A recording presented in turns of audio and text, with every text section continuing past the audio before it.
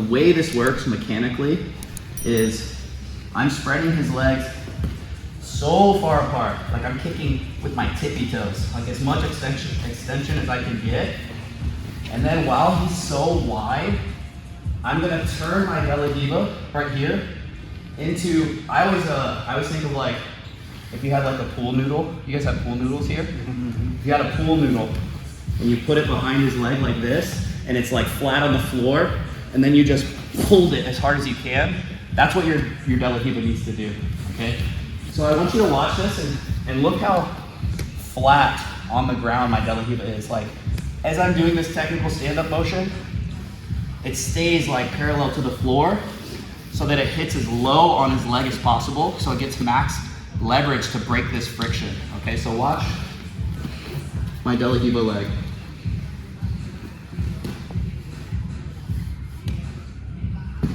See how low it is? Like this. And notice I go away from his leg a little bit. There's a little bit of space because I want a little bit of a wind up so that I have there's an impact and it breaks this connection, right? If I just pull on his leg, it doesn't really move. But if I hit it, I come away and I hit it, now it kind of breaks that stickiness, you know?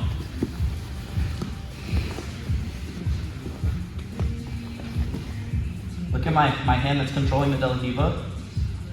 I lean back and I put my elbow as far back as I can so that when I drop my foot and lift my hips, I have space to get my leg in position. See? I pull my leg away, and then it's like I'm doing like a technical stand-up. Here, position. So it's like this beginner drill right here. I'm lifting my hips, but I'm making my leg into that pool noodle on the ground, and I'm pulling it with force. Boom. All the way through, and then I'm getting on top.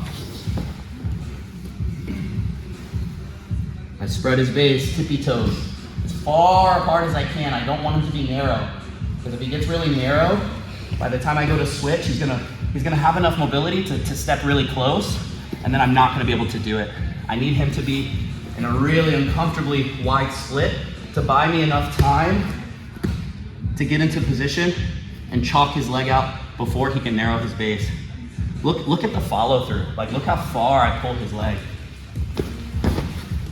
Like, I'm really like, I don't stop. It's like, if you want to hit a home run, or wait, you guys have cricket, right? Yes. Do you do home run in cricket? We still have baseball. You have baseball? Okay.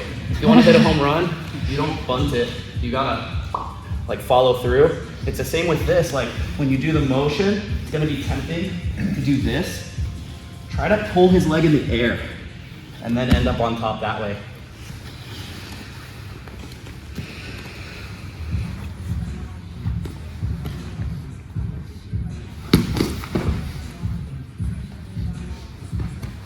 Okay.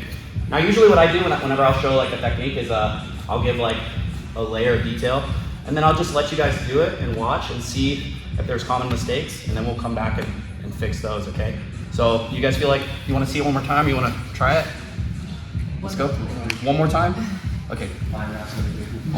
He's like embarrassed about it. He's like, one more time, one more time.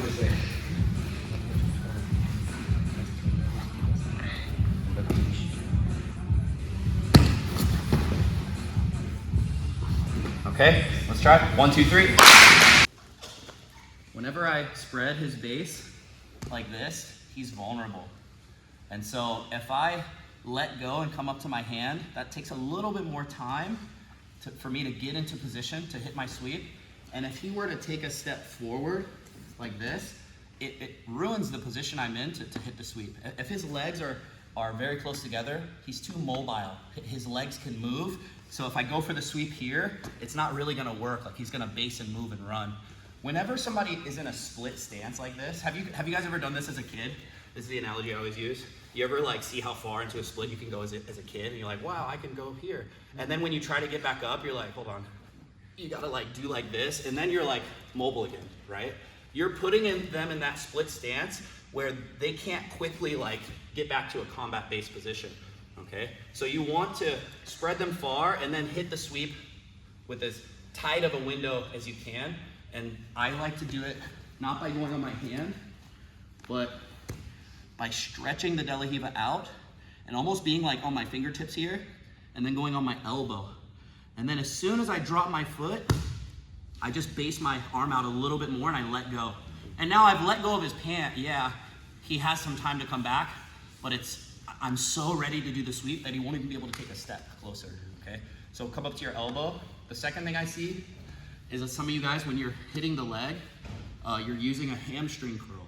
You're doing this, like that. This is how you're generating force, and this is very, very weak.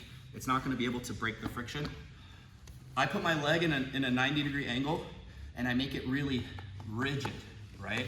I just make this like an L-shaped tool. This is the pool noodle that I'm gonna pull against his leg. I don't do this, I don't hinge it. And then when I pull it through, I make sure it stays flat on the floor. See how as I raise my hips, my leg doesn't raise? Because then I hit higher on his leg and there's not as much leverage to knock him out. I keep it low, like that, okay? And then where I hit, it's not here next to the ankle. I don't want to go too far down because then it's gonna tend to open my leg. I hit it like right on the belly of my calf, right here. So I like to go right about there. That feels really good, like that, okay? What was the other thing I saw? Oh, probably the final thing, just make sure you guys aren't doing this because this is what I see a lot of people do too. The way you're doing this, it's like a stand-at base. It's like a technical stand-up. You're going backwards. You're not doing like a hip bump. So you're not doing this. This is very tempting because it kind of makes sense. You're gonna drive them over like this. You don't wanna do this, okay? You wanna pull out against his leg, like that, okay? So I'm gonna give you guys a little bit more time to work on this, and then we'll move on to the next attack. Do you guys have any questions? I have a question. Yes. Regarding the posture of your opponent, are you waiting for him to react, find base again to go, or you force even if the head's out the other way? If they're leaning on their head this way, yeah. I would probably, I use this mostly in a situation where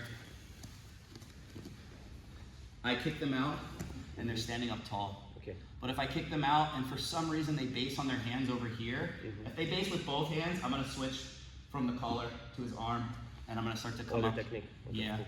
If he has the collar on my collar, I'm just gonna rock him to this side and start to enter, do other attacks. Yeah. The other situation I use this a lot is not when I'm stretching them out, but sometimes when they control your leg and they start to stuff it, you can hide it next to their hip and then stretch your foot out and then they'll widen their base trying to get over it, like that. So I'll sit up on my elbow and just keep it way out, and as he goes, you can do it that way too. It's kind of surprising because you know those people that they just base here and then they're kind of like waiting to step over your leg and start knee cutting. This is a good opportunity to hit that on them too. Okay, let's work it for a little bit longer. I'll watch and then we'll come back. 1, 2, 3. Bruce, and I'm gonna get the collar. I'm gonna spread his base. Bruce is gonna stand up, nice and tall, yeah. And you're ready to accept the technique. So you're just relaxed. You're just gonna fall to your butt, and I'm gonna work my way up to the perfect amount of force to knock him to the ground. Okay, so it's gonna look like this. I do it really slow. I move my elbow back. I go on my toe. I lift my hips. You can stand right there. Yeah. Go a little bit wider. A little bit wider. There we go. And watch. I do little chops. Don't fall. Okay.